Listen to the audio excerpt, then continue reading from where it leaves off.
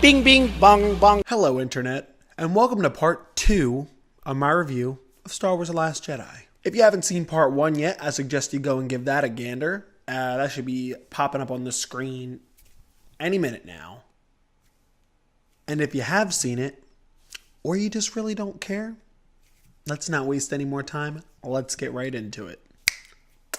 Alright, so now we're back with what's left of the Resistance, just scrambling around in this dying ship. And Poe finds out that Holdo is holding back a plan from him. A plan to essentially pour the remainder of the ship's fuel into these escape pods and then just skedaddle on out of there. Poe thinks this is a completely shit idea, considering they'll just be sitting ducks for the First Order to just pick them off with their pea shooters. Which, I mean, yeah, that's pretty sound logic there, buddy. So, I mean, the only logical response at this point would be mutiny, I guess. That was Poe's line of thinking here. And this whole entire subplot just ends up with him getting captured. But, like, this whole weird mutiny part of the movie could have just been completely cut out. It went nowhere. It did nothing. And it was essentially just a wild goose chase. I mean, the movie's already 2.5 hours long. I don't know who the editor was, but there's definitely a few chunks that could have been chopped at the cutting block. So Poe's captured, and naturally they decide to just go through with Holdo's original plan. And naturally, in any movie where an entire group of people need to escape from something, one of them has to stay behind for one reason or another. And Holdo offers herself as tribute. Which, I mean, you would think in these gigantic ships with all these crazy ass high-tech computers and holograms and droids, robots, hello, that there would at least be some kind of autopilot feature on these ships. Something. Anything. No. A person needs to stay behind. And a person shall stay behind. And that person? Admiral Holdo. She gon' hold down the fort. Hold down the fort. So, obviously, this plan goes to shit. Snoke and the gang realize, hey, they're trying to run away in these little escape pods. Let's blow them shits up. So naturally, they blows them shits up. So after about, 3/4 of the escape pods are done and dusted, Holdo gets this idea. It comes over her. Hey, let me hyper jump this big ass ship through that other big ass ship and just save everybody. I mean, I'm gonna die anyway. Why not just right on through? But I got one thing to say. If they only had enough fuel for one more hyper jump before dumping the remainder of the ship's fuel into the escape pods, how the hell is this shit even possible? A few things that I think would make this movie so much better. Just cut the whole Leia in space scene out of the movie altogether. Don't put her in a coma. Just put her in a different part of the ship. Leave Admiral Akbar in the command deck if you want to. Blow it up. Give him a bit of a more meaningful death. Because, like, that off-screen shit. Introduce Holdo as Leia's second in command. She's been following Leia, learning everything that she knows, just soaking up all of her knowledge as just like this little sponge. This little purple sponge. Little purple sponge. That's when Leia can come in and just cut her off and then tell her about how the new spark of the rebellion needs like a new light to guide it or something like that. Then when we get to the point where somebody needs to stay behind while the escape pods skedaddle, Holdo can just stick to her typical, oh no, I'm just going to stay behind. That's going to be me. Then Leia says no. As General of the Resistance, it is my sworn duty to bring an end to the darkness. I must ensure that the light of the rebellion can carry on and ignite the flame that burns the First Order down. And then Holdo just tries to interject and Leia cuts her off and tells her, no, you gotta hold down the fort. Hold down. You get it? Hold down. Hold down. Hold down. You get it. And then as the escape pods start to move away from the ship, they notice something. They look back at the ship. Oh, shit. It's turning towards Snoke's dreadnought. Yeah, don't make it a last-minute thing. No, Leia takes initiative. She turns that ship around, points it towards the dreadnought. And look, if you pay close attention, while Leia is out on her spacewalk, she flies through what appears to be a holographic image of Snoke's main ship. So, I mean, this could even further symbolize her later decision to fly the main Resistance ship through his ship later on to save the day. And I don't know whether they had originally intended this to be the plan or not, and then decided to just cut it, but I think this would have just been a much better alternative to what we ended up getting. That'd be some good foreshadowing. Or shall I say, force shadowing? I mean, they could have even left Snoke alive. And Leia's hyper jump could be what takes his old Hugh Hefner gold member looking ass out. Oh yeah, by the way, they killed off Snoke. Yep. Without any explanation of who he was, where he came from, what he did. Nothing. Where did you come from? Where did you go? Where did you come from, Cotton Eye? Snoke. Yeah, and his all-powerful, all-seeing ass was killed by trickery. He was balls deep in Kylo Ren's mind and was still outdone by trickery. Oh yeah, they also revealed who Rey's parents were. Yeah, junkers who sold her for booze money. Kylo Ren's the one who spilled those beans. Whether he was telling the truth or not, I'm not 100%, but they gave us no reason to doubt that he wasn't. I mean, even if they wanted to make her parents characters that we've never seen before, they could have just made them some Force-sensitive no-names that just shipped their daughter off to Luke's school for gifted youngsters. Where then, she rose to prominence, became one of Luke's star pupils, and then upon Kylo going bananas, she just got her mind wiped and put her on Jakku. Then they could have just used that artificial amnesia just wearing off slightly to explain why she knows all of these Force tricks and why she's so wicked skilled with a lightsaber. But nope! And you know what? That's all fine and dandy, but this next scene really put the sand in my sandwich. So Phasma and Finn finally get to square off. But oh yeah, not only did Phasma not do anything this entire movie, but we find out her armor is blaster proof. Forget everything else in this whole movie.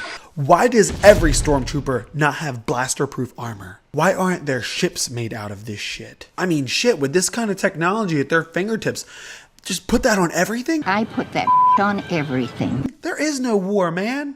When your opponent's bullets are just bouncing off of you like fucking ping pong balls. What is Everything. What is? Also, yeah, Finn calls her Chrome Dome right before the fight, so you know it's going to be a jolly old romp. So Gwendolyn Christie gets a sweet eye reveal and then falls into a hole made out of fire. Then presumably dies. I say presumably because last time we saw her, she was, left in a trash compactor on a planet-sized Death Star Jr. that exploded. I mean, the fact that she just survives everything is sort of just a running joke at this point. Also, BB-8 saves the day yet again, but not before Rose really sets in just how high the stakes are in this moment. Just you really feel the pressure when she lets out that line to Finn as her and BB-8 are pulling up to pick him up, and she goes, "Need a lift?" Farmer in the dell, the farmer. That good old Disney humor. What would Star Wars be without it? It would be Star Wars. Alright, so let's see what's popping on Planet Crate, aka Salt Hoth. And honestly, I love the visuals here. I just thought that just the contrast between the white surface salt and whatever that red dirt, dust, crystal dust, dirt, salt was underneath. Just beautiful. Beautiful. So anyway, the Resistance holes up in this abandoned base with this gigantic metal door that the First Order cannot get through. And I mean, they really can't get through it. I mean, the only way they could get through it is if they had like the power of the Death Star somehow miniaturized into a portable... Yep. They have a tiny Death Star cannon. Yep, they got it. So the Resistance plans on combating these guys with these rickety-ass speeders with completely open cockpits.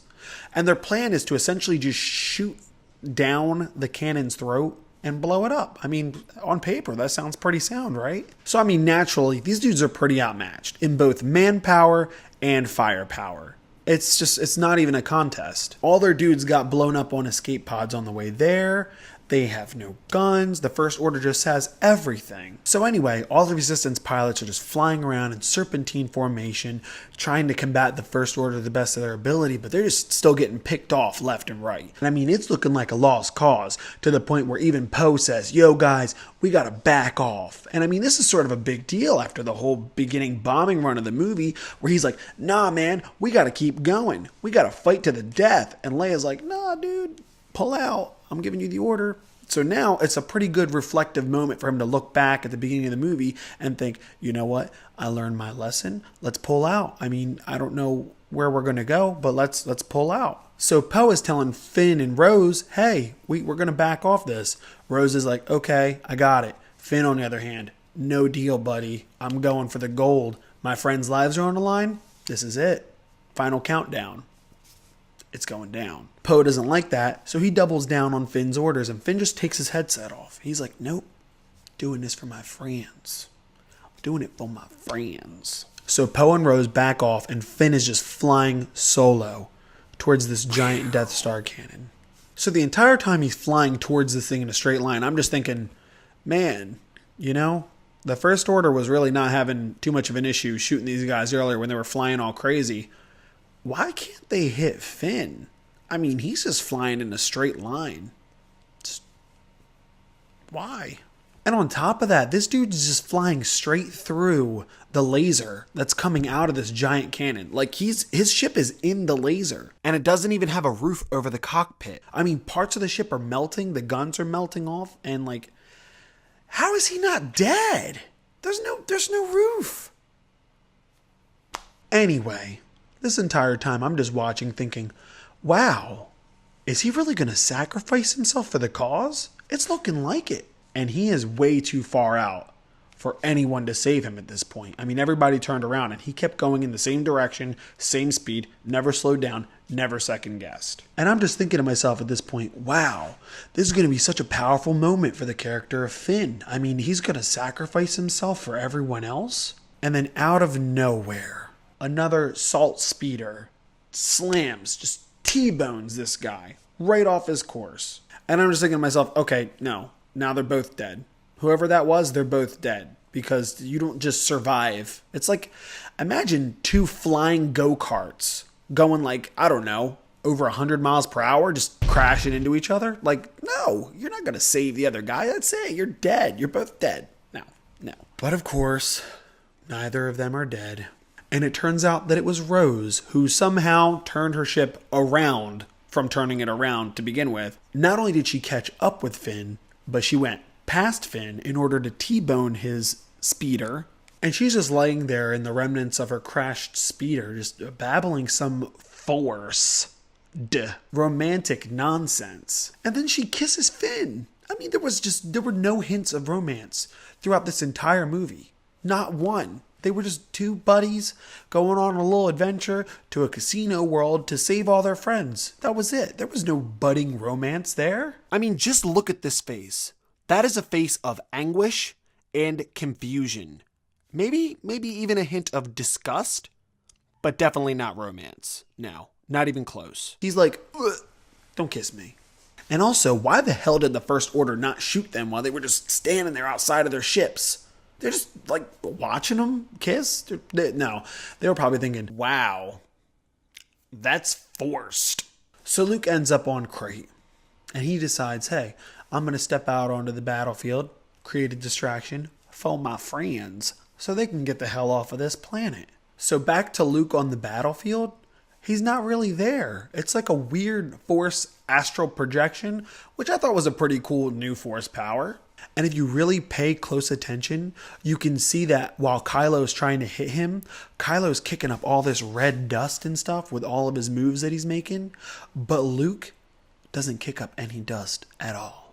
And I mean, yeah, that's cool and all, but Luke dies after this. They don't really explain it in any way whatsoever. And I was honestly kind of confused for a minute. I was thinking, wait, is Luke dead? Did he just die? I mean, he's just sitting on a rock one minute, and then the next minute, His jacket's just blowing away in the breeze. Ben Kenobi style. And I don't know about you, but honestly, I kind of thought this was one of the most lackluster ways that they could kill off one of debatably the most iconic pop culture characters of all time. But it is what it is at this point. I mean, this whole movie kind of just felt like Rian Johnson scrapping all the plot lines that were established by J.J. Abrams. And it's kind of a letdown. I mean, if that's what Disney had in mind for this movie, maybe they just shouldn't have let J.J. make the first movie. And on top of that, I have no idea how they're going to pick up the next movie from where this one left off. I mean, there's only a few dozen Resistance members left, maybe?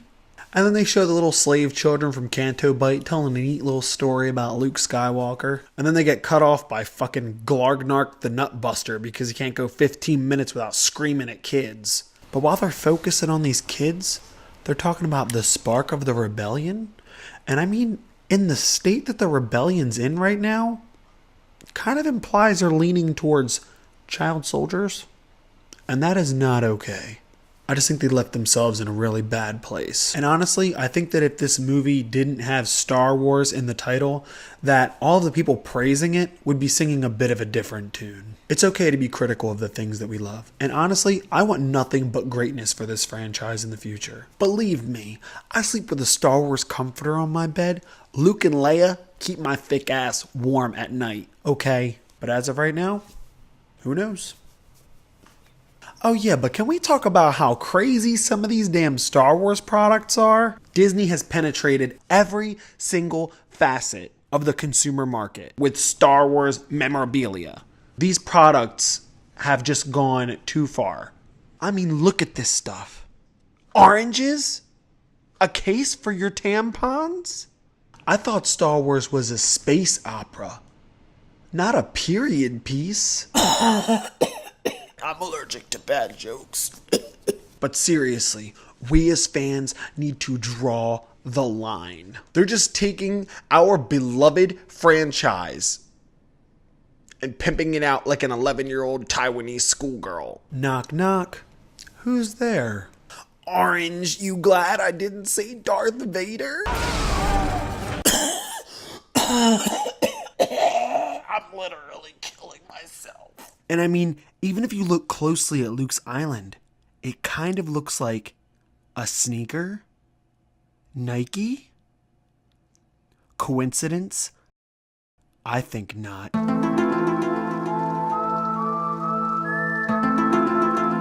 Honestly, I feel like they just want to make us look dumb. And I refuse to look dumb. It's time to stop!